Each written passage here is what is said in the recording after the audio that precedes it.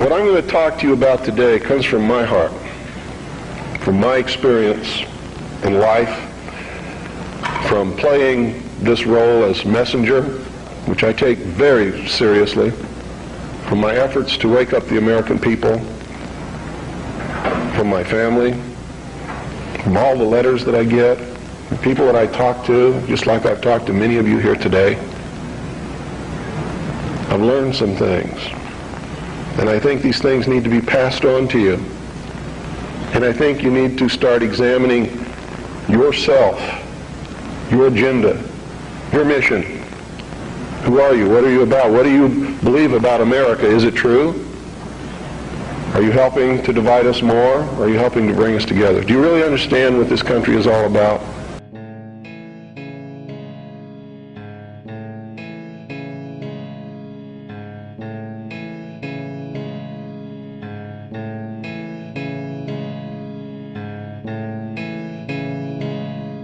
If you listened to shortwave radio throughout the 1990s, you were bound to invariably come across the sound of a captivating voice in the wilderness. That authoritative and self-assured voice for 5 nights a week would educate us, enlighten us, and most importantly, warn us of things to come. So they disguised their true intent and their true teachings, the esoteric, with a system of exoteric descriptions. That to the profane would mean one thing, and to the initiate or the adept would mean quite another. But that was then. This is now. What sort of creature inhabits the modern domain? Who is the modern man? That voice spoke to us of matters esoteric and exoteric, political and supernatural, scientific and lawful. That voice was world-renowned author, radio show host, and ex-Naval Intelligence Officer Milton William Cooper, otherwise known as Bill Cooper. I was reared in a military family. My father's an Air Force colonel. He's retired now. He was a command pilot. And I traveled all over the world, lived on military bases for most of my life. I was really an indoctrinated individual, you might say. I was as establishment as you could get, as gung-ho, pro-government, pro-America, pro-military. And that's why I went into the military, because that had been so much of my life. I went into the Air Force. I was in the Strategic Air Command for 4 years as an aircraft and missile and hydraulic technician. Bill left the Air Force in 1965 to join the United States Navy. Cooper was a member of the Office of Naval Security and Intelligence, serving as a harbor and river patrol boat captain at Da Nang and the Dong Ha River Security Group, Qua Viet, Republic of Vietnam. William Cooper was awarded several medals for his leadership and heroism during combat, including 2 with V for valor. He served on the intelligence briefing team for the Commander-in-Chief of the Pacific Fleet. It was during this time Bill would witness something that would forever change his life. While we were on a transit from the Portland-Seattle area on the surface, I actually saw, I was the port lookout, and I saw the most incredible thing that I think I've ever seen in my life. And it had such a profound effect upon my view of the universe and the world that we live in, that I wish everybody could experience this. I saw come up out of the ocean, from beneath the surface of the sea, a huge disc-shaped craft about the size of a Midway-class aircraft carrier, which is tremendous in size. Came up out of the ocean and rose into the air and tumbled on its axis and went up into the clouds, and I was awestruck, dumbstruck. And I mean dumbstruck, literally. I could not utter a sound. And my first impulse was to tell the officer of the deck that I'd seen a flying saucer, and then luckily for me I couldn't talk. So I told the officer of the deck that I'd seen something about 15 degrees off the port bow at a relative distance of about 2.5 nautical miles. And he began to look in that area. And the starboard lookout had heard me tell him this, and he began to look over there. And it did something that as far as I knew, was absolutely impossible. I'd been in the Air Force. I'd worked on the state-of-the-art of our aviation capabilities, and here I was on the deck of a submarine in the conning tower, and I knew what we had to be able to have to go underwater, and I knew that the two were incompatible. Here's something that came from under the water and flew in the air and performed maneuvers, and then came back down and interfaced with the water at tremendous speed and remained intact, which realistically it never touched the water. The water sort of magically opened up in front of it, but something had to interface with that water. Anything that we had that interfaced with the water in that manner would have been disintegrated. It's like hitting a brick wall. So I was looking at a technology that, as far as our laws of physics and what we knew at that time, didn't exist. This was in 1966. But when we reached Pearl Harbor, we were not allowed to go ashore to go on liberty, even though we didn't have the duty. And about 2 hours after we berthed at the submarine base, a commander from the Office of Naval Intelligence came on board and debriefed each one of us individually in the captain's stateroom.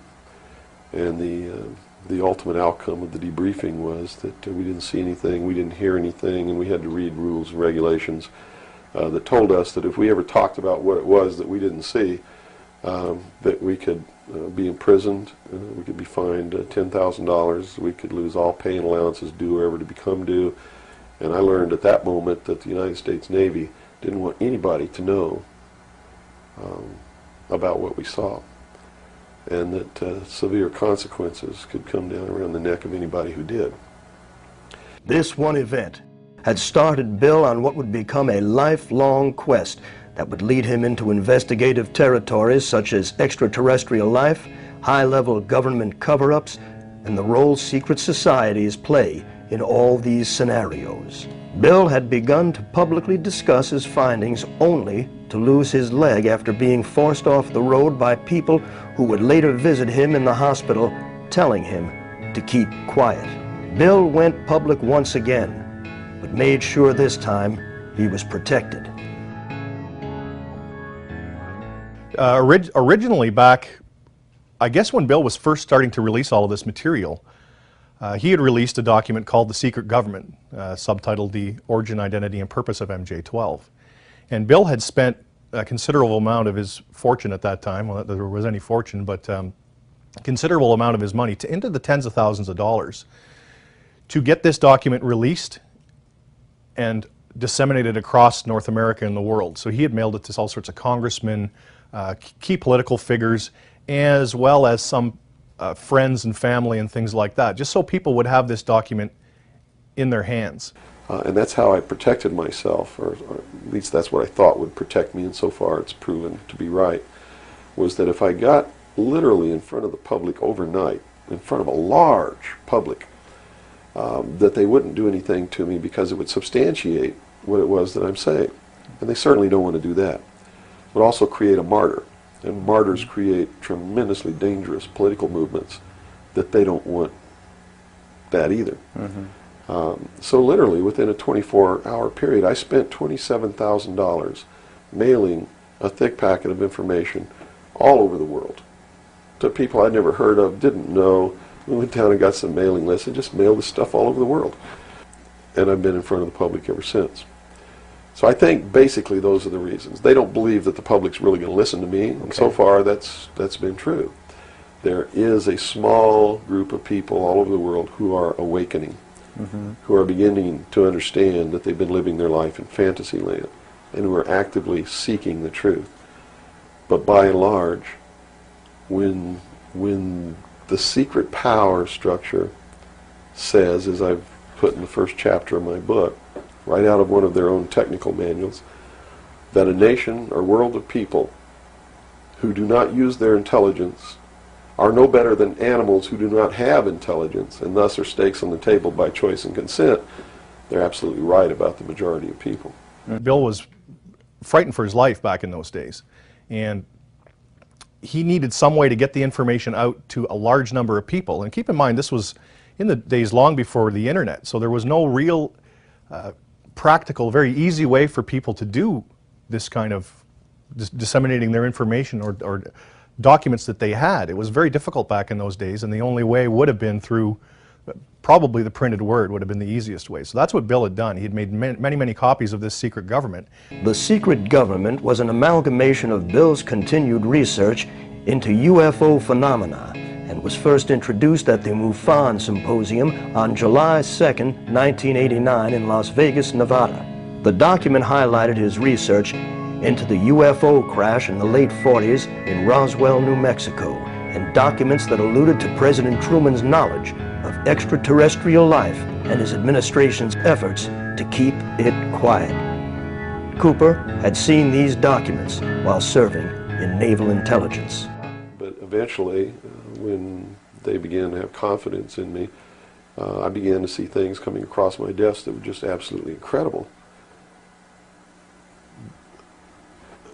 And a lot of it is really hard to talk about because it's so far outside the normal concept of reality for the average American that that they're going to find a hard time believing any of it. Mm-hmm. But I saw documents that were labeled under the classification top secret, and the compartmentalize, or the compartment that was put into was called MAJIC, M-A-J-I-C, which told me that that UFOs are real, which I already knew. I'd seen one. Right.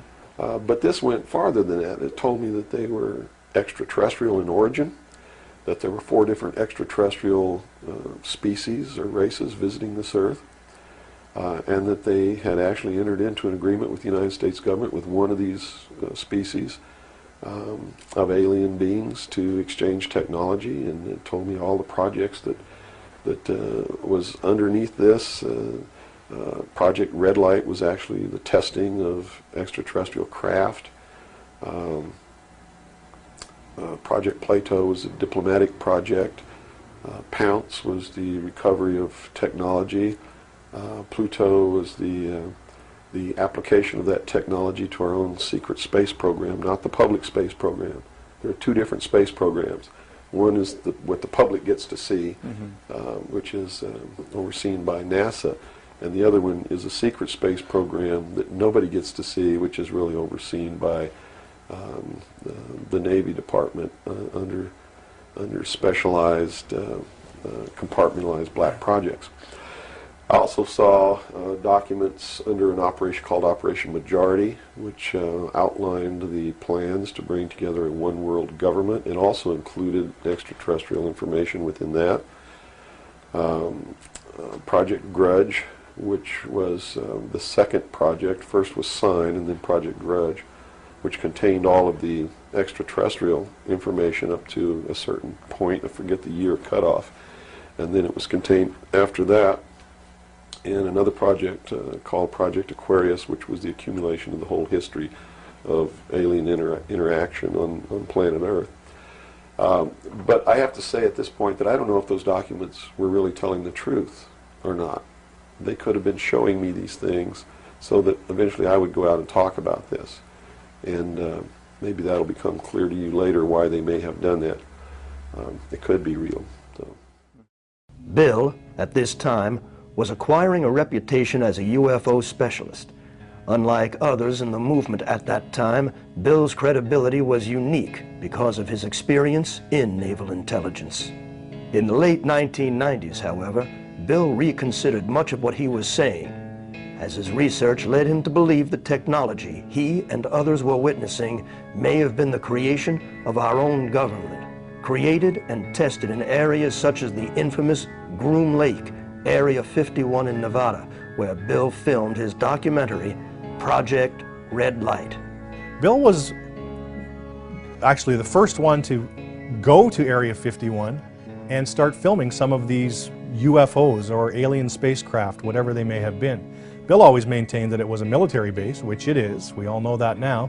In the early days, the U.S. military refused to even acknowledge it existed until Bill Cooper got a satellite photograph from the Russians, which proved it existed. We could see the landing strips, all this kind of stuff, and clearly there was some sort of infrastructure there. There were buildings and something was happening. So Bill decided, for a number of years, was taking expeditions up to Area 51, and he would take people there, and maybe one night they wouldn't see anything at all, but most nights there was some UFO activity. Doyle Shamley, a Gulf War veteran and Army reservist, had paralleled Bill's quest for answers. The two met at a research conference Doyle had been arranging, and soon the two became tight research allies. Doyle would eventually leave the reserve and join Bill in Arizona to conduct full-time research up until Bill's death. Then he realized his research at the time was heavily with Lars Hansen and many of them in the UFO realm. And he realized that most of them, and a lot of them upon admittal, and I have the documents, admitted to working for, either in the past or still being on CIA payroll. And he exposed them heavily, speaking engagements, and accused them of falsifying facts, as they called them, to steer people away from an eventual finding out of all the facts and send them down all these wild goose chases. Now, in all the history of the world, folks, if we were really being visited by extraterrestrial life, don't you think we would have found one by now? Don't you think so? And how come the government always gets there first? It's podunk time. It's in the middle of nowhere. There's a farmer milking his cow, a flying saucer crashes, and the government gets there before he could get from his cow to the crash site.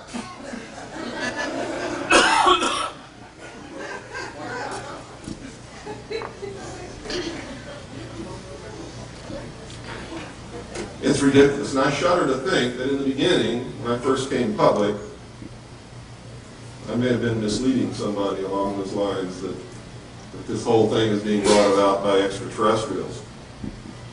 I think some of us were really used in the service of our country, and I'm very angry about that. He then realized that the scope of it was not going to be handled by just searching the paranormal. We had to get more into our worldly realm, right here, right now, the politics, the economics. And that's when he shifted more towards government-type studies. In the history of the world, there had never been a people who were truly free or who truly ruled themselves until the United States of America was created as a republic by which we ruled ourselves through elected representatives whom we sent to the State House, either in the States or to Congress, to do it. They also gave us every tool by which we would destroy ourselves if we weren't capable of doing it. The United States and France, the revolution in this country and the revolution in France, were created to bring about governments which would function as the antithesis to the kings and queens of the world and cause them to topple off their thrones. It also gave man a chance to prove once and for all whether he could rule himself or not. And if he could, fine. That would be the New World Order. If he couldn't, they built the tools into the Constitution to allow them to take it away from us. And those tools are the creation of the federal democracy within the boundaries of Washington, D.C., and the right to contract, through which, if we were irresponsible, we would contract to receive rights from that federal democracy and thus in return give up our freedom. And that's exactly what's happening. After lecturing, releasing documents, and doing talk radio for a number of years, Bill had finally synthesized his research, life experiences, and philosophical insights into what would become one of the most popular underground conspiracy books of all time. Behold a Pale Horse. Beyond a doubt, I think the work that introduced Bill Cooper to the world has to be Behold a Pale Horse.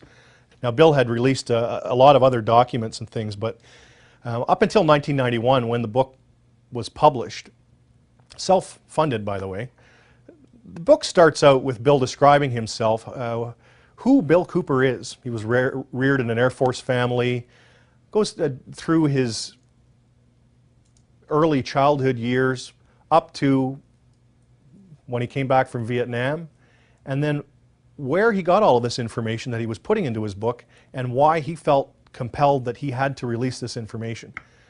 This title is from the book of Revelations, because I have to tell you this, and you may think I'm nuts if you want to, but this is the truth. Either these men are following the book of Revelation as it is in the Bible. Mm-hmm. They're either following it, just like a plan, and bringing the prophecies in there to pass, to manipulate and control those who believe in those prophecies and neutralize them, so to speak. In other words, if this is written in the Bible and God has ordained it, who am I to resist? It must come to pass, so I'm not going to try to stop it. Okay. What a perfect way to neutralize the opposition right off the bat. Or there really is a God, and what he said was going to come to pass is coming to pass. And I named this, Behold a Pale Horse, from chapter 13 of the book of Revelations. The fourth horseman of the apocalypse is the pale horse. And I looked, and behold a pale horse, and his name that sat upon him was Death. And hell followed with him, and power was given unto them over the fourth part of the earth, to kill with sword, and with hunger, and with the beasts of the earth. And that is taking place now today. The fourth horseman is riding across the world now. That's what AIDS is all about.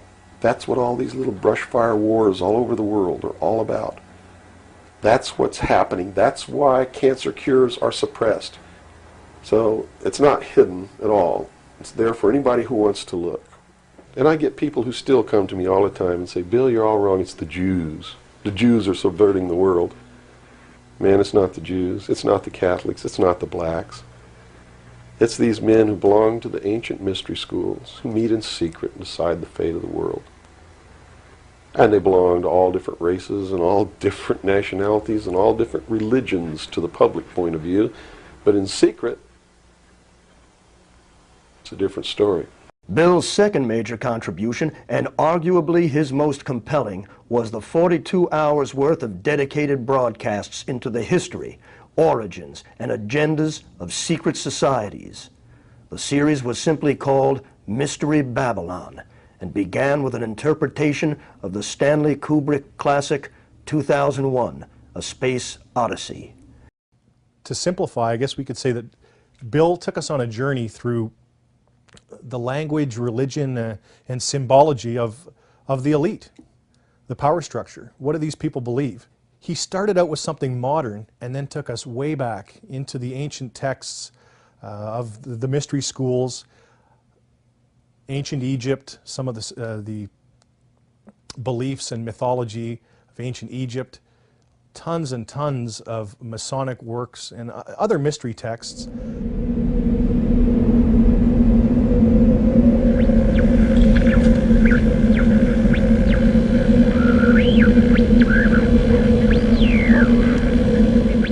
You're listening to The Hour of the Time. I'm your host, William Cooper. Tonight, ladies and gentlemen, we begin the origin, the history, the dogma, and the identity of the ancient mystery religions which are now known as the mystery schools. The Order of the Quest, Freemasonry, the Ancient Order of the Rose and Cross, the Knights Templar, the Sovereign and Military Order of the Knights of Malta, the Order of St. John of Jerusalem, the Priory de Sion, the Thule Society, are sometimes known as the Thule Society, the Order, the Skull and Bones, the Russell Trust, the Jason Society, the Scroll and Key, the Illuminati, and I could go on and on and on and on. But the most important thing to realize is that they all have been collectively known throughout the ages as the mystery schools, the Illuminati, which literally means illumined ones. They are all one and the same, as you will come to know. And you will understand perfectly how they've been able to infiltrate all of our society. What you hear tonight does not necessarily reflect my views, our beliefs, our religion.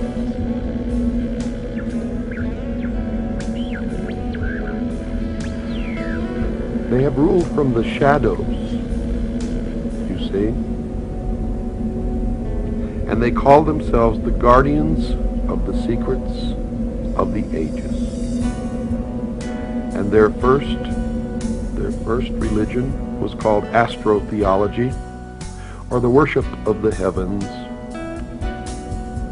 And their first object of worship was the sun. The second object of worship was the moon. And everywhere you see the mystery schools or the mystery religion, you will see the symbols of the sun and the moon, also known as Osiris and Isis. For in the religion of the mystery schools, they believed that man was held prisoner in the Garden of Eden by an unjust and vindictive God. And that man was not told by this unjust and vindictive God that he could have the same powers. And man was set free from the bonds of ignorance by Lucifer through his agent Satan, and many believe that the two are the same. And that's okay, because maybe they are. And that through the gift of intellect, man himself will become God. Now, for those of you who understand what I am imparting to you now, you may not even have to listen any farther, for it explains everything that has ever happened in the history of man, and everything that is happening now, and all that is to happen in the future.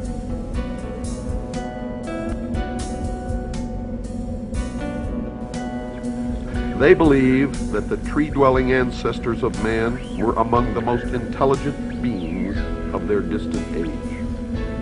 And when these creatures finally abandoned the trees and walked fully upright, freeing their hands to serve as implements of their minds as well as their bodies, there began the most successful evolutionary drive toward higher intelligence ever witnessed in nature.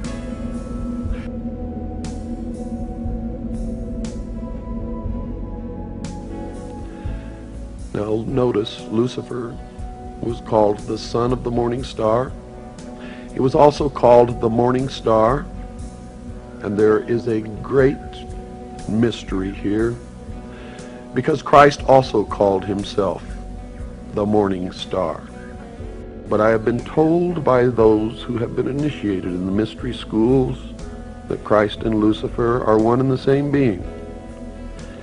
What you believe, of course, is your own business, and is not my intention to make you believe anything, but rather to impart to you what I have learned over many, many years of study into the secrets of those who worship the ancient mystery religions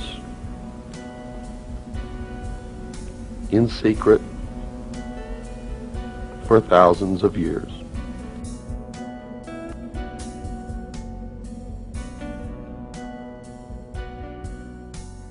I do not advise you what you should believe or not believe.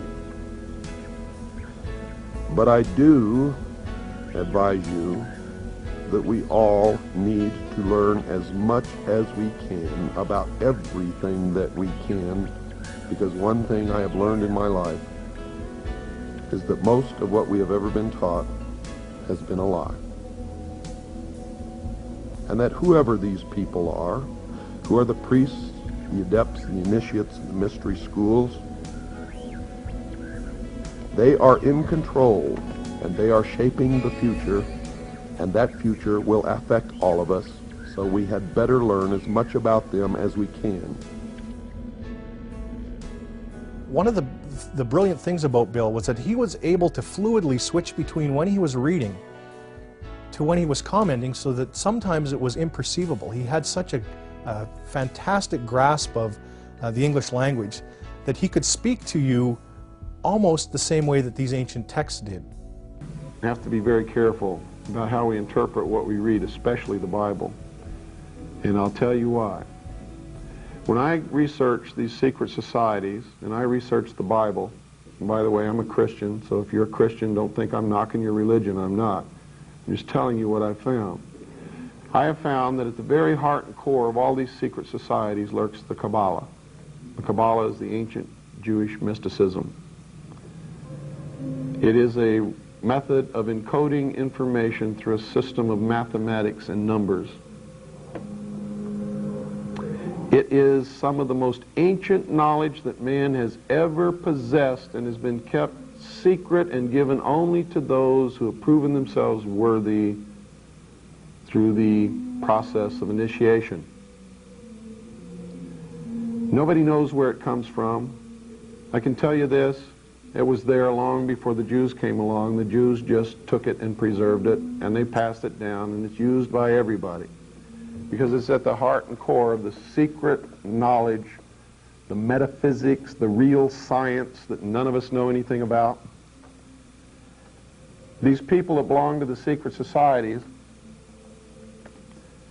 never dared to write down in any language what they knew, what it was that they were guarding, because then someone could steal it and then the secret would be out.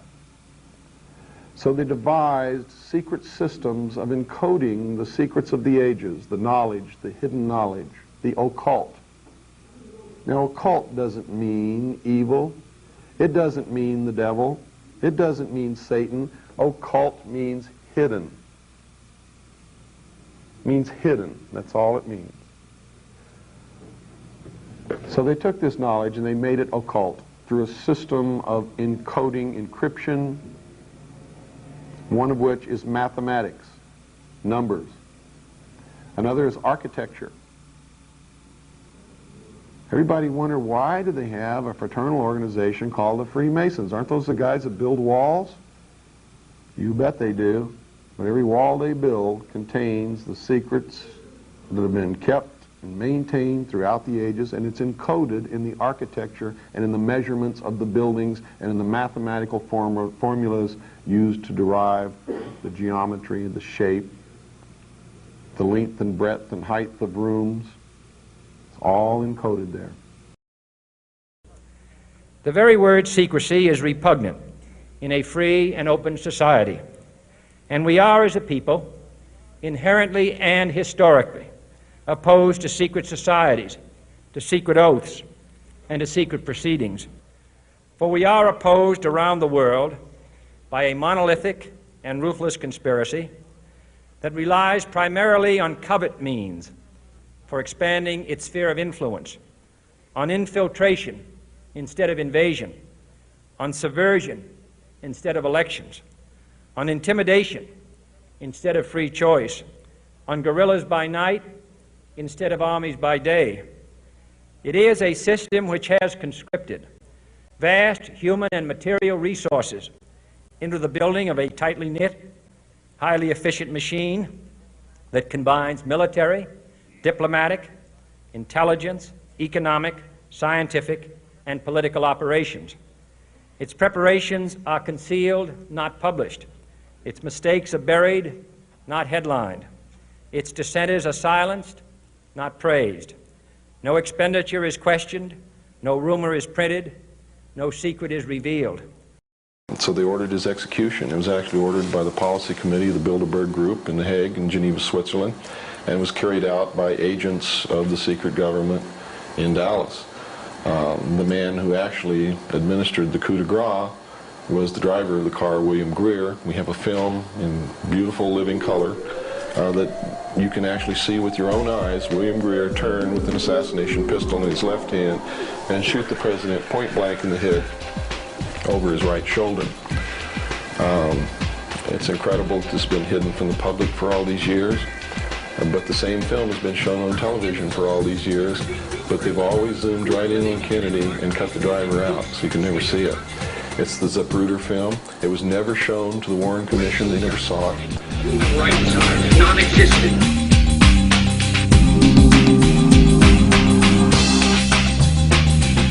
They have created a repressive society, and we are their unwitting accomplices. More and more people are becoming poor.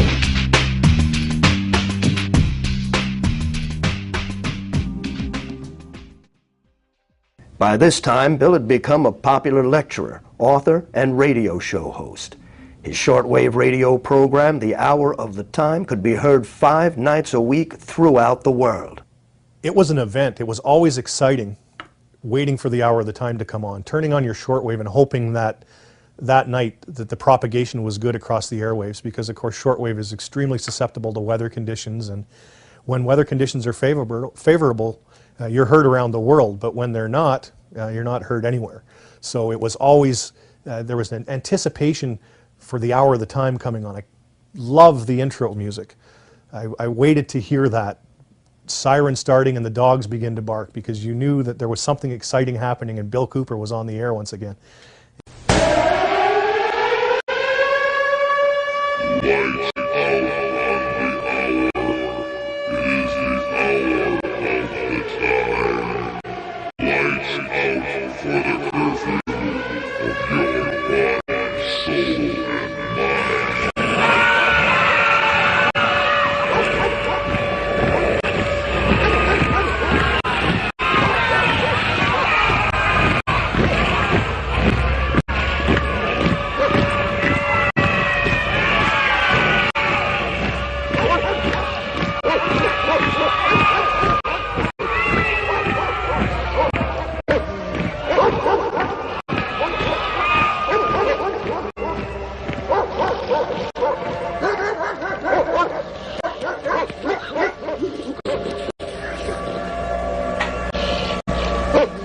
You're listening to The Hour of the Time. I'm William Cooper. For the first time in the history of the world, man was free. Literally, a king and queen in his or her own right.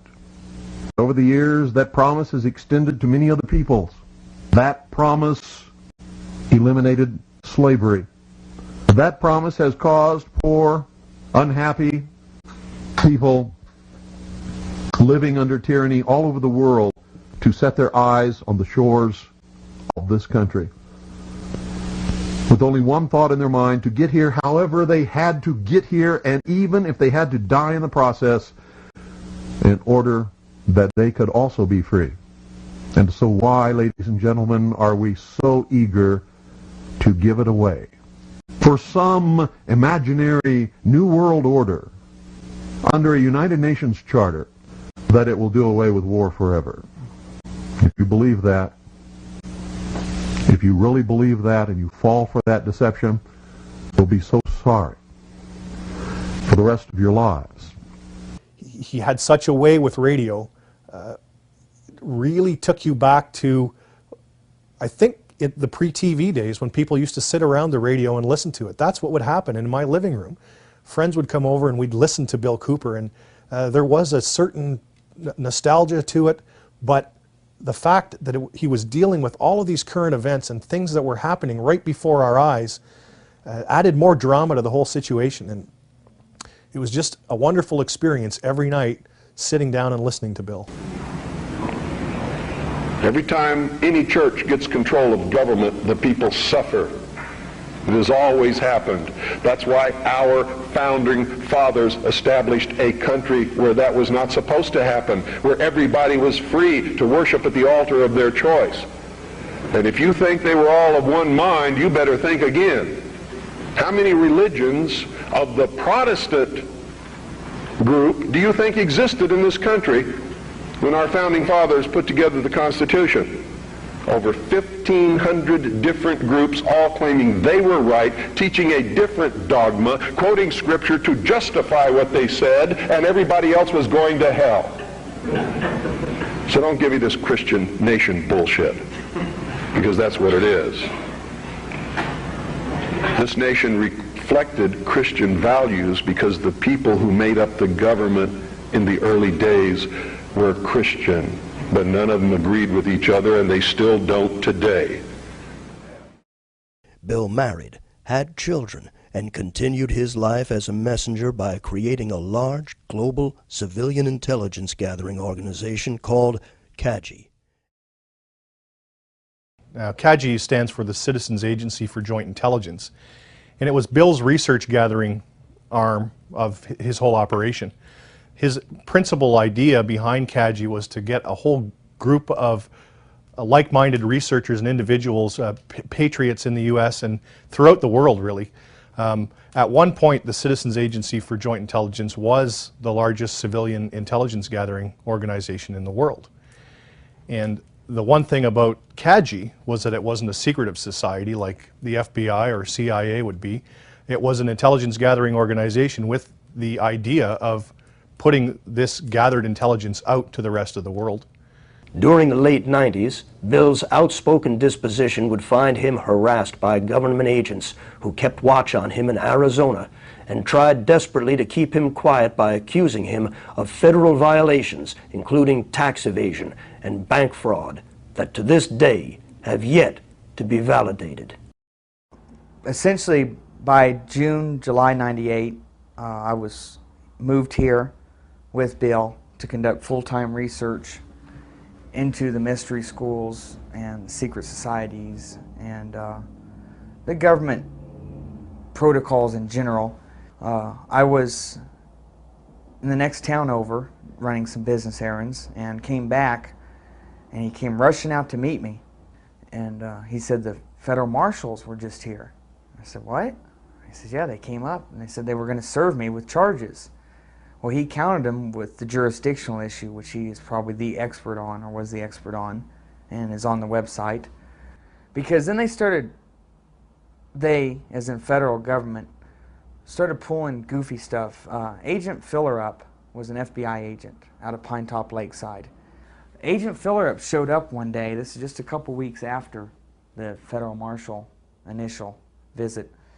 We were out in the backyard barbecuing, which we often did. He got out of his Bronco and said, oh, I just want to talk like old friends. And basically we told him we knew he was full of shit. And well, let me just hand you this envelope. And he's waving it. No. And we were still barbecuing away, and he was still out the side of his vehicle there, and he goes, well, I'm going to come on up. And Bill told him point blank, do not come up here. You're not welcome. I'm not talking to you. You go back and tell your bosses that there's not going to be another Waco or Ruby Ridge in this country. And this time you guys, and this is his own words, you stepped on your dick. And he got back in and back down the hill. He only had about a year. Basically had a timeline to bring Bill in on these trumped up tax evasion charges and bank fraud. We did have a meeting with Congressman and his staff. He brought his entire staff up to one of our backyard little barbecue things, and we knew they were coming up, but we had to cook anyway. And they sat and talked to us for quite a while, but they weren't willing to help. And we were, like I say, always wanting a peaceful end to this and an answer to our jurisdictional questions. And to alleviate this problem, another thing we did was contacted any bank he'd ever dealt with. Car loans, banks, house loans, property loans, anything. Oh, no, we're a glowing customer, paid off early, never late. No fraud in existence.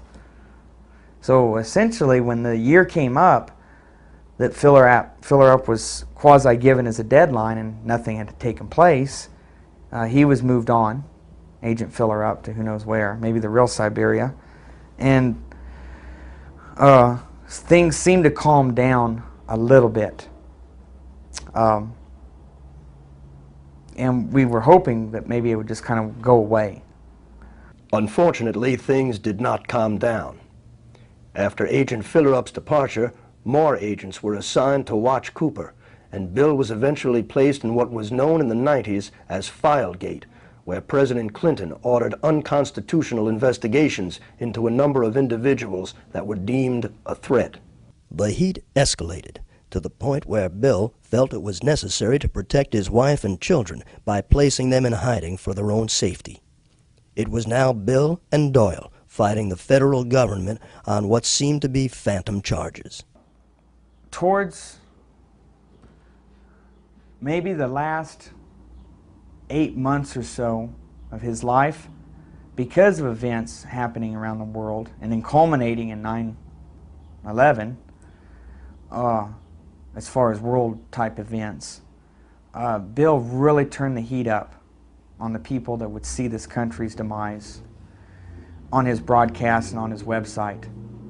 And at that point, a person could tell if they had watched the happenings and knew the facts, not just the crap that was put in a paper here and there about Bill or the situation here, and had done their research that now it wasn't a matter of if but when for Bill's demise. In August of 2001, a local doctor by the name of Scott Hamlin had reported to local Eager police that he had been harassed while parked on Bill's Hill by a man who followed him, pulled out a gun, and threatened him in front of his wife and kids. Even though it could not be proven that it was Bill, law enforcement now had a reason for serving a warrant for his arrest. Dr. Hamlin had been going up and playing real petty little games at night and up right next to Bill's property. This particular night, he had his family up there, and they claimed they were just up there to watch the lightning storms. But the problem was Dr. Hamlin would really egg people on. He's a real weasel. And Bill had enough of it and ordered him off the whole area. Just get out of here, I'm calling the cops. Now, if Bill wanted to do harm to him, he would not call the cops, obviously. Bill told me about this the next day, and that was pretty much all that was of it. The first warrant was served on September 11th of 2001, but was postponed. It would not be until November of 2001 when the police would finally make an attempt to raid Cooper. Cooper's broadcasts at this time had already been looking into the federal government's compliance in the events of 9/11. One of the things that makes everybody wonder why Bill's life was snuffed out in 2001 was because in June of that year, Osama bin Laden, who was a relative unknown at that time, Bill had been following the news and found a lot of curiosities and went on the air predicting that there would be a major attack in the United States and that it would be blamed on Osama bin Laden, but he was literally the scapegoat that was being used, not truly behind the attacks. So that, I mean, just a few months before the events of September 11th, and then of course Bill's life cut short shortly thereafter. Supposedly, a CNN reporter found Osama bin Laden, took a television camera crew with him, went into Osama bin Laden's hideout, interviewed him and his top leadership, and he came out and told everybody, within 3 weeks, Osama bin Laden is going to attack the United States and Israel. Now, don't you think that's kind of strange, folks? You see, because the largest intelligence apparatus in the world, with the biggest budget in the history of the world, has been looking for Osama bin Laden for years and years and years, and can't find him. Some doofus jerk-off reporter with a camera crew bosses right into his hideout and interviews him. And I'm telling you, be prepared for a major attack. But it won't be Osama bin Laden. It will be those behind the New World Order. I wonder what Osama bin Laden's targets are supposed to be. And if they don't, if this doesn't materialize in the next 2 or 3 weeks, it will eventually materialize because they haven't succeeded in getting the guns out of the hands of the American people, nor have they succeeded in taking our freedoms away. And so I can tell you with a certainty, they must do something terrible in order to stop this backlash and regain the sympathy of the mass herds of sheeple out there.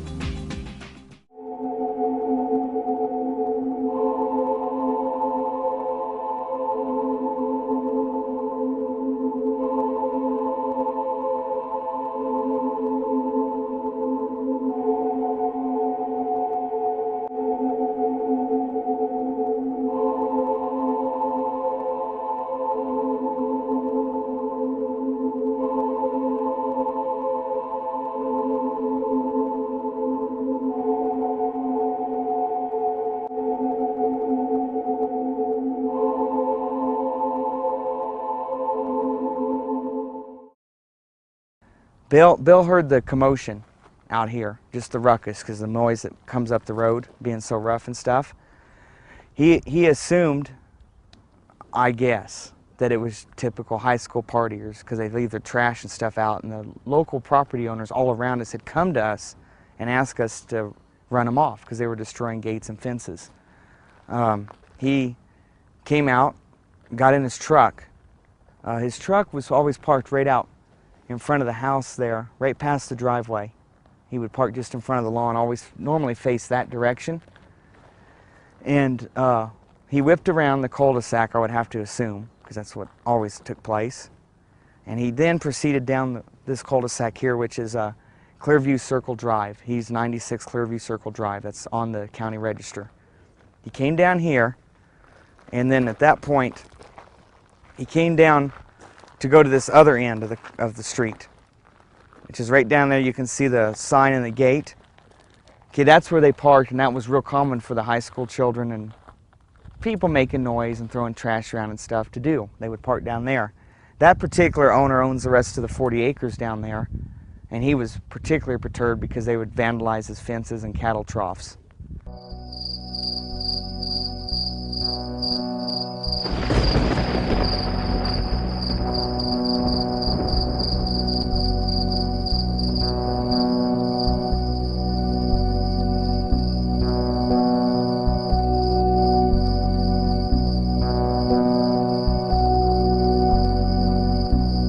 Bill proceeded up this road to this cul-de-sac here where the truck was parked. It was unmarked. No one was in uniforms. They did not identify themselves. That was it. They had said that in their briefings the very next day. They were parked here. They intentionally had a vehicle with an incredibly loud stereo system, and they made a lot of noise themselves, you know, hooting and hollering. Bill came down and told them, this is based on the law enforcement people that told me this, that were involved that night. Bill told them if they didn't leave, he was calling the police, and they shunned him on. So he then turned around to go back to his home up there and call the police. Now, at that point, they were here, and he just basically turned right there, just out on this lot a little bit, and went on back. Right here out of this juniper was the spot I was told by law enforcement officials that the first deputy came out right at Bill's truck because he was cruising along slow, watching them more than likely in his rearview mirror, me knowing him very well, to make sure they didn't follow him back over there. He came out, and this is the point where Bill knocked him off sheerly with his arm, not ran over anything. That guy basically just landed on his butt because Bill hit the gas. So he made this little curve here, and this is where he stopped.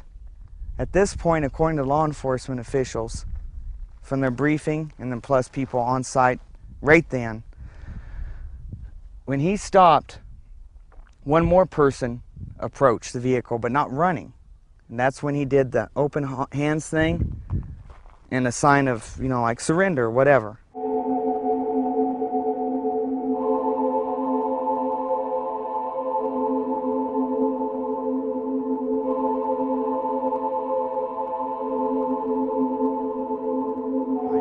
Here's where he hit up on the bank, just trying to avoid the vehicle that then came shooting up here, full bore, full speed, came ripping up the hill. So obviously the people at the end had communications with people down there on the road. Must have verified that Bill had turned around coming back to his house. So they came zooming up here in a vehicle. He's avoiding them. He comes up on this bank. It was testified as that by the law enforcement reports, as well as the evidence on his vehicle that is what happened. The exhaust system was tore off the bottom. He then proceeded right there past the small elms and the driveway to the front of his yard.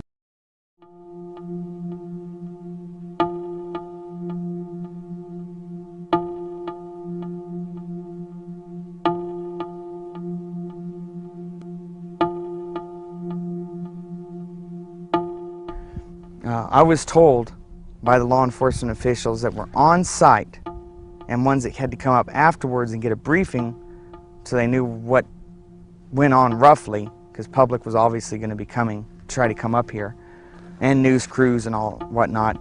They had put out that Bill is not to be let back in that house alive. It was premeditated. It was put out, Bill will not be allowed back in alive.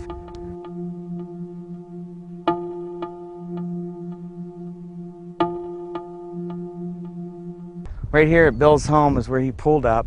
His front of this vehicle would be towards me. The other vehicle was parked with the front towards the other end of the street. Bill ran around the back of his vehicle, which would be towards the driveway. He then proceeded across his yard. This is when the shooting began, according to their reports.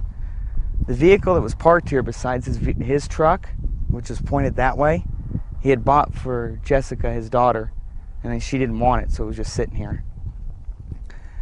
Sheriff Goldsmith ran around the back of it, which would be towards me, and got on this street side to use the vehicle as protection.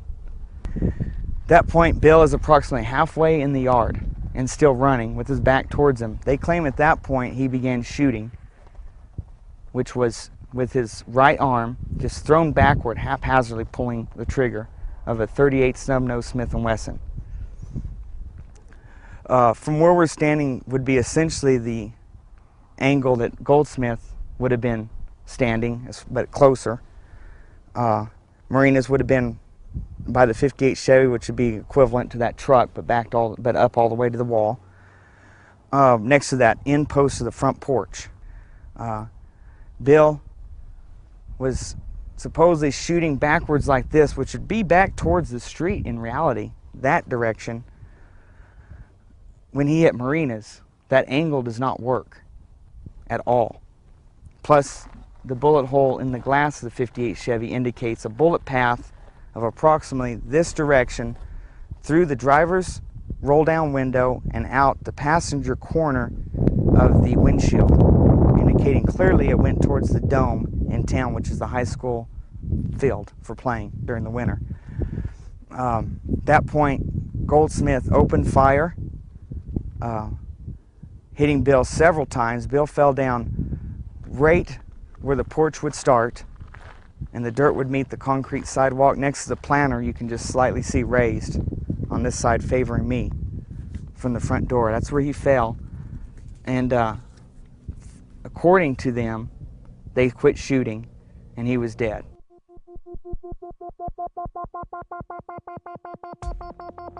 An Apache County Sheriff's deputy is in the hospital after being shot in the head by a so-called militia member. Now, what we know is that militia member is dead. Our Gary Harper has the very latest on what's going on with that story. Gary? Marty Scott, this all happened in a little town called Eager, Arizona, which is just on the eastern side of the state of Arizona. It's almost on the border of New Mexico. This is what we know so far. Sheriff's deputies, we understand, were trying to serve some type of arrest warrant on a man by the name of William Cooper. He's also known as Bill Cooper. He reportedly has been known to be hostile towards law enforcement, so sheriff's deputies apparently disguised themselves as a bunch of rowdy teenagers in the back of a pickup truck in hopes of luring Cooper out, and it apparently worked. However, when Cooper realized what was happening, he reportedly pulled a gun and shot a 40-year-old deputy in the head. During the gunfight, Cooper himself was shot and he was killed. Now, this is what we know about Bill Cooper. Officials say he belongs to some kind of militia movement and has published several anti-establishment articles. He has a website, we understand, and on that website he acknowledges that there is an arrest warrant for him, but he writes, and we're quoting here, any attempt by any federal government agent or anyone else to execute the unlawful arrest warrants will be met with armed resistance. Any person who attempts to kidnap our children will be shot upon discovery, and that is apparently what happened earlier this morning. Sometime after midnight, Cooper reportedly pulling a gun and shooting a 40-year-old Apache County Sheriff's deputy in the head. That Sheriff's deputy, we understand, has been flown to Phoenix, where he is in a hospital. We are trying to get his condition right now. We do not know exactly what his condition is, and we understand that the militia member, in this case Bill Cooper, was shot to death. We do have a crew en route to Eager, Arizona, and we'll have a lot more coming up on tonight's news. All right. This was an extremely serious event, not just because Bill had been shot, but what precipitated this? How did this happen? Was this no one knew the answer, so immediately we got on the internet and we started searching, downloading news articles from Arizona, trying to find out. I got on the phone, was calling the Hour of the Time phone line, which of course was busy most of the time, and then I would leave a message when I could, please call me back, not understanding all of the chaos that Doyle was involved with that day as well. Can't trust the papers, as Bill would say. In fact, within the first sentence of the first article that was written about this in the Arizona Republican, the word militia appears. The name Timothy McVeigh appears. This kind of irresponsible journalism, unfortunately, was something Bill had to fight off for, as he would say, years and years and years and years and years. Bill was not a member of a militia, but he believed very strongly in the Second Amendment, and he did a program on how to form your own militia and do it legally. After Bill was killed, virtually every newspaper article that you would see on Bill, or any report on television or on radio, always mentioned Timothy McVeigh, and that Timothy McVeigh and William Cooper were connected. And Bill was portrayed as an extreme right-wing lunatic that was encouraging the activities of Timothy McVeigh. While in fact Timothy McVeigh did listen to William Cooper and in fact visited him, came up to Bill's Hill to visit him, Bill told him to get lost. Michael Brescia, who is John Doe number 2, the spitting image of the drawings that they put out, wearing the exact same cap that was worn by the man in the drawings that they put out, with the same tattoo on his left arm, stood in front of me for 10 minutes and talked to me in the company of Timothy McVeigh. And Tim McVeigh was not the leader. Tim McVeigh probably didn't say more than 25 or 30 words during the entire time. Michael Brescia did all of the talking, and the last thing he said before they left in their green Mercury Marquis station wagon with a puke yellow interior was, "Watch Oklahoma City."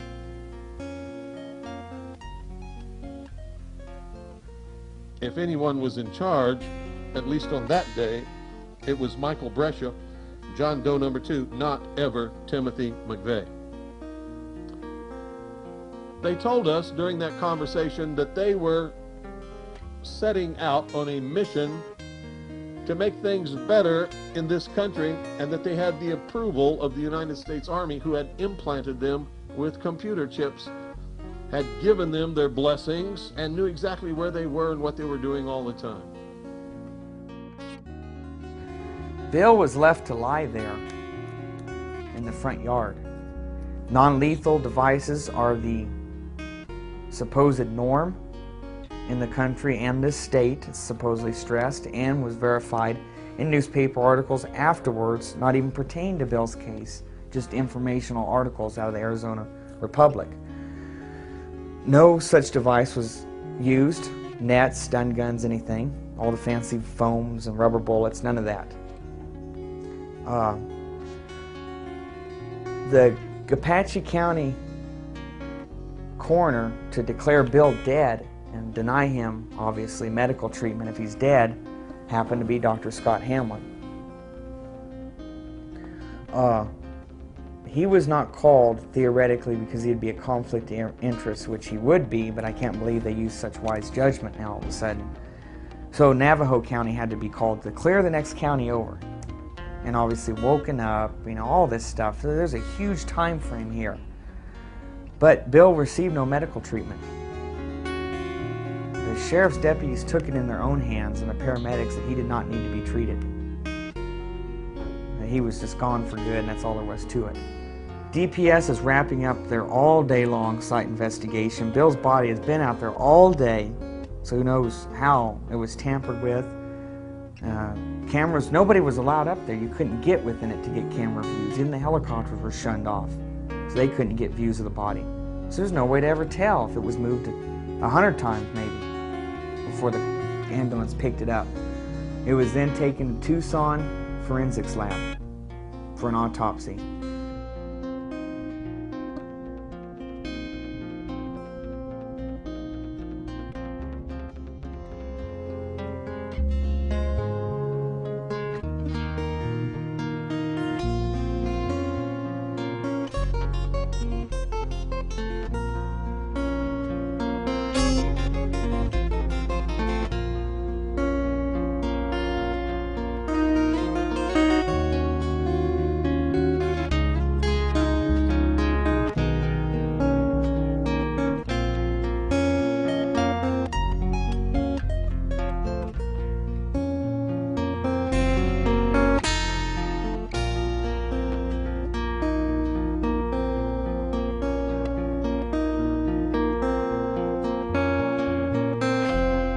Those of you who are smart enough to know what is transpiring here know that these are historic broadcasts, and by making these broadcasts, I have sealed my fate.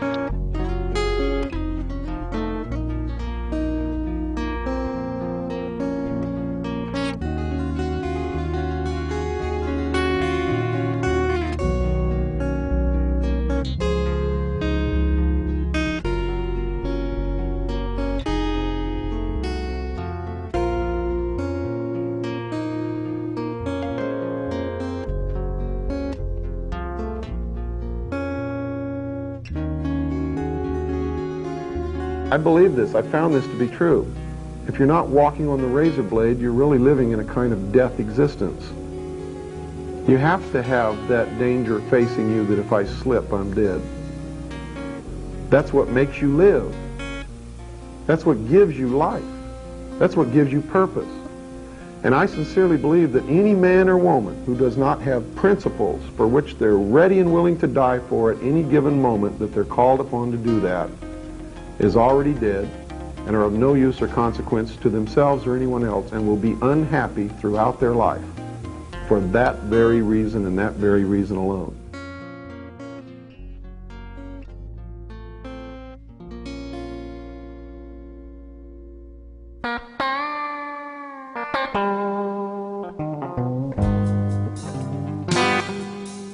Okay, this is Main Street of Springerville, the town that's connected to Eager, and this is the also the highway coming into Springerville from St. John's. This is our research center that we opened up after Bill's death.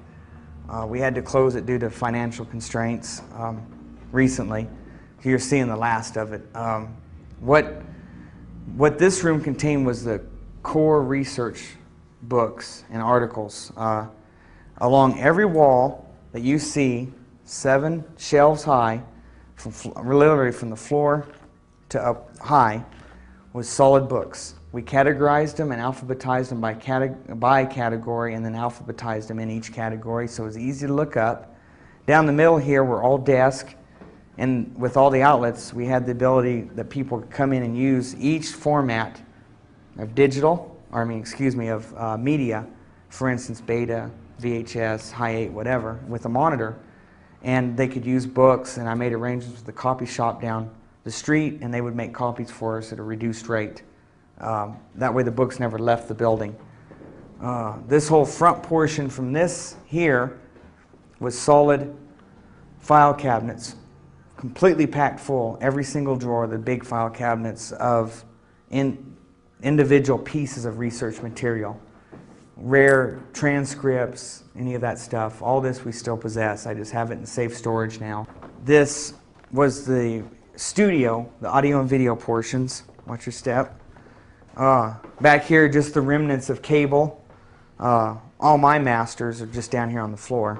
Bills are all preserved in a safe place. Those are just the masters of all my broadcast.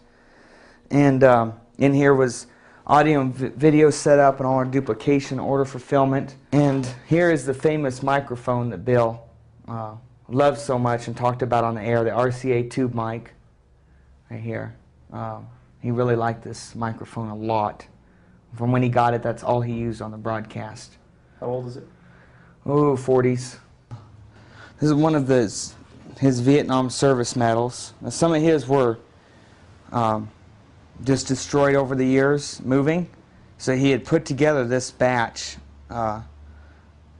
prior to his death because he wanted to kind of make it an assemblage of the medals that were over there at the time that people were earning for the Quaviet website.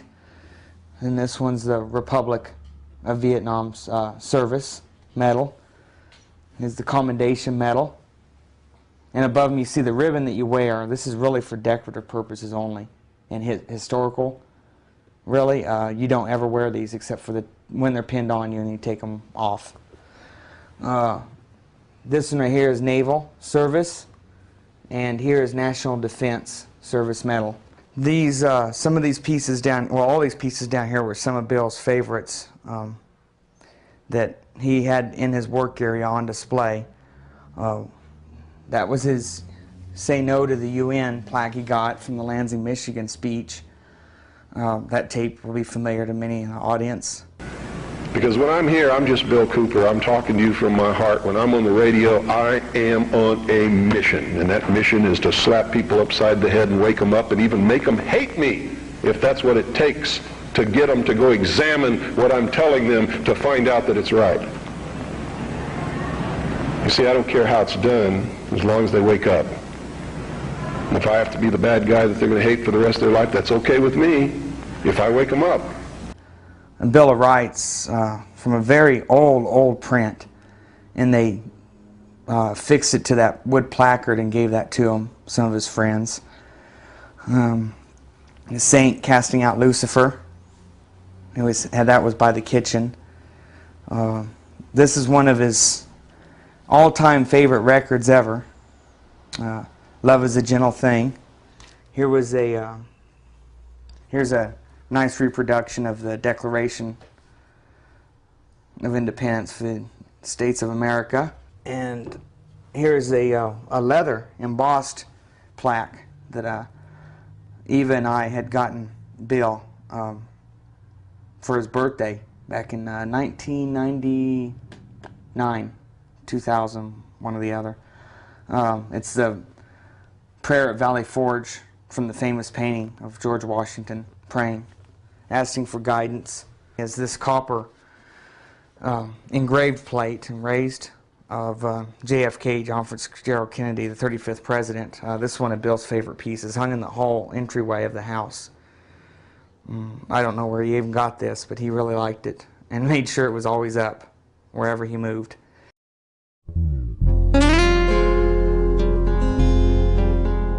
The story of how I came upon this site is a unique one. Tasked with having to find a site and not much time, I went to the city of Springerville, and this was one of the few things that worked out smoothly following his death, and at least with all the arrangements. I went down there. The city personnel in Springerville knew my situation and why I was there. They gave me the funeral plot on a handshake and let me pay it off a month later. And they even had the city working crew, the field crew that would have to dig it, come out after hours that day when they could have been home because they weren't getting paid and meet me. It's an old cemetery, basically a very crude mapping system because of the age of the graves. I met Tom, the city crew member, right down there at the entryway, and I parked. He was behind me, and I got out of the vehicle, said, "Hey, let's take a look," and he goes, "Well, let's just start walking around and see what you think." I saw this elm tree here and was drawn here almost like magnetically. It was really strange. And the hair on my neck almost stood up the whole time. And I walked with a purpose straight to that tree and then looked over here and walked straight to here.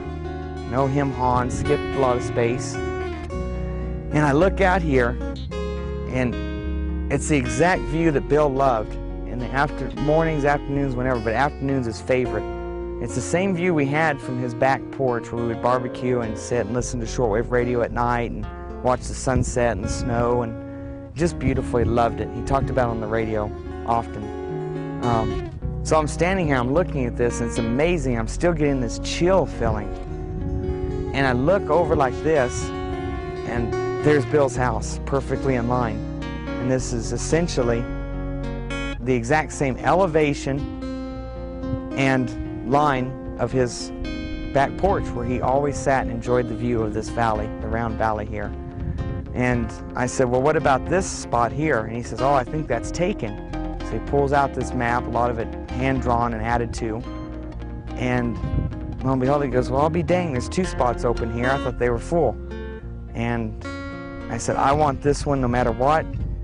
The gentleman, Tom, he circled the area with cones and parked a vehicle here and notified the city crews that no one wanted to get this spot because it was for Bill.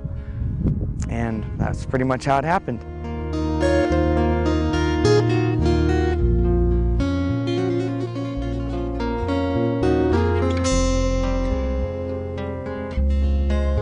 Back of it.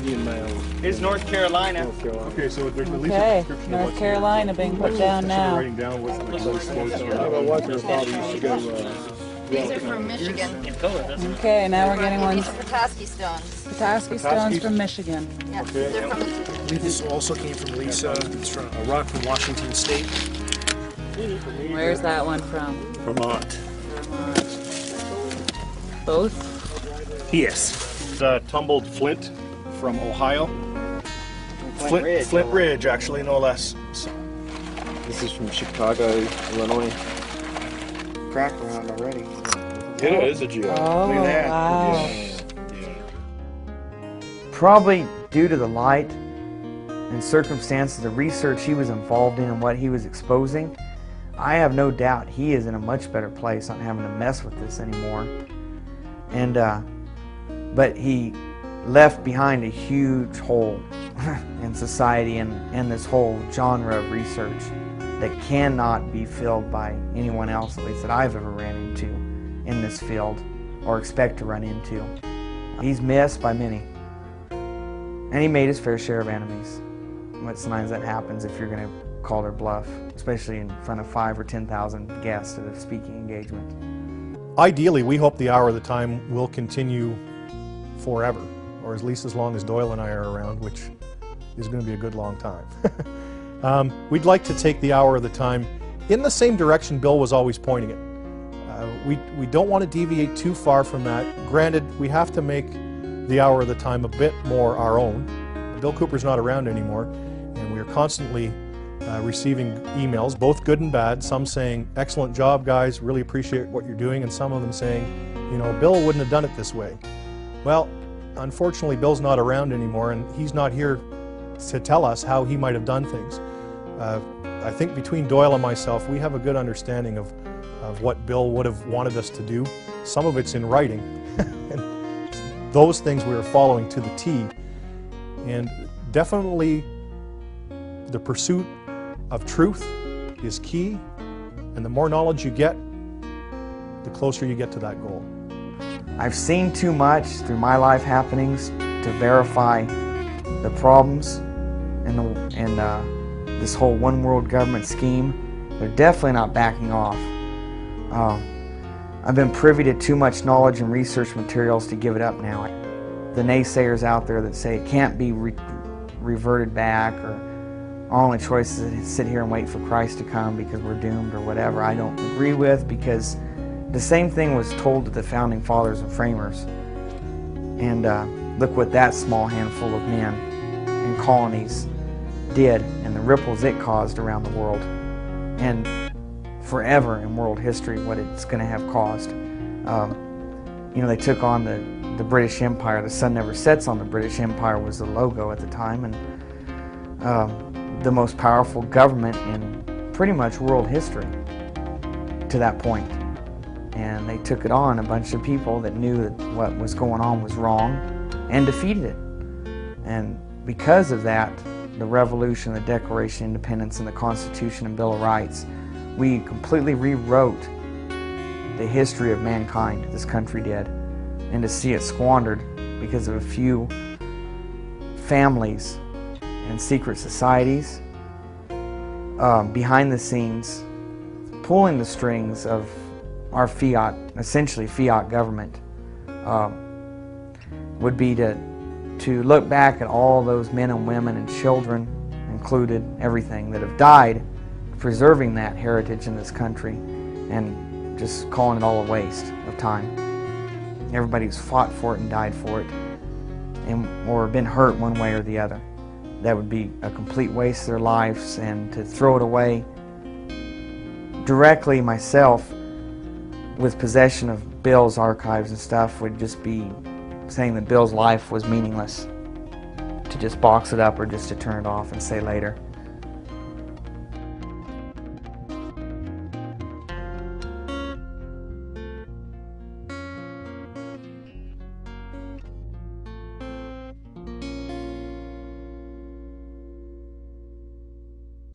Do you understand what I'm telling you?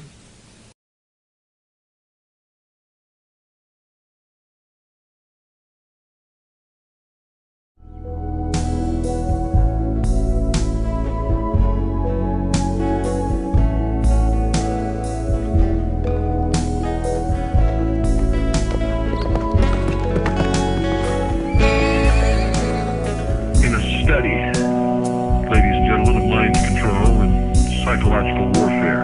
It is not enough to simply review the latest technology of coercion, the most recent gadgetry and techno junk littering the hardware and supply depots of governments and so-called cults. You see, far more dangerous than these appliances is the praxis behind them. Ages old, the underground current which informs the modern project into this modern era. You see, for life in our modern era is little more than life in an open-air mind control laboratory. To transform the mass of targeted percipients plugged into the electronic and digital pageantry of the establishment's system of things into the perfect human zombie.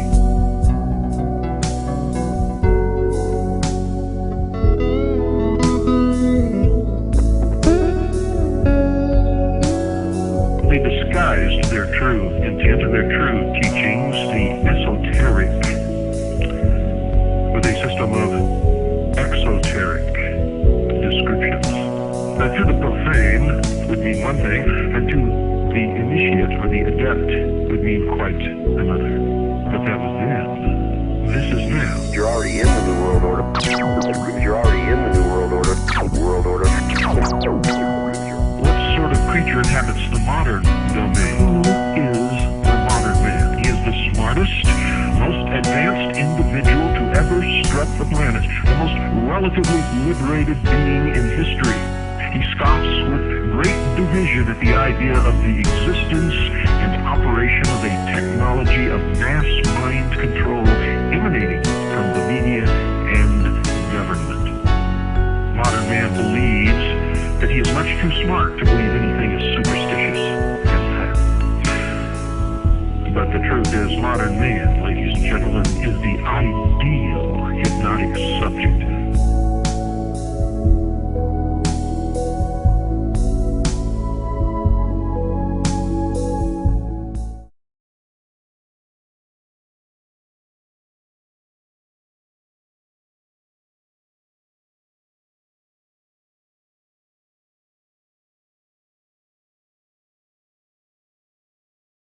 Nothing on the face of this earth is going to stop me from broadcasting, period. I will begin making tapes, and I will make them in the hundreds and distribute them all over this country. And the people who receive those tapes will make tens and hundreds of copies and distribute them also, and we will have an underground radio. Beyond a doubt, I think the work that introduced Bill Cooper to the world has to be Behold the Pale Horse.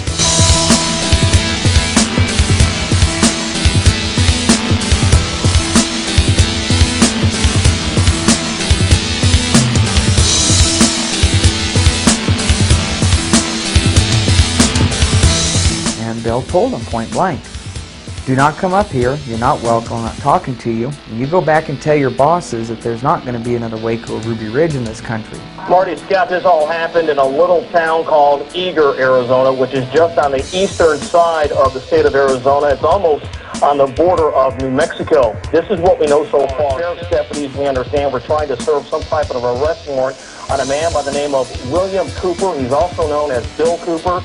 Do you understand what I'm talking about? What is our common bond truly?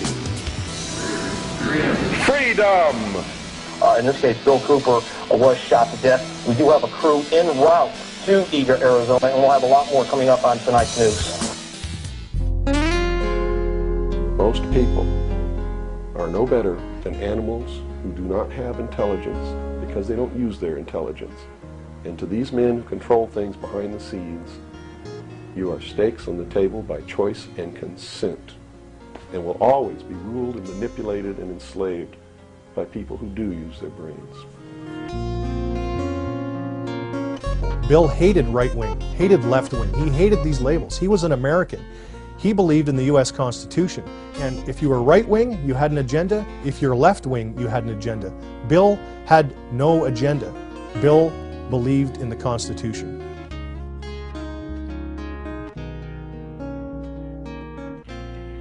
Anyone who believes what anyone else writes or says without thoroughly researching it and making sure that it is absolutely true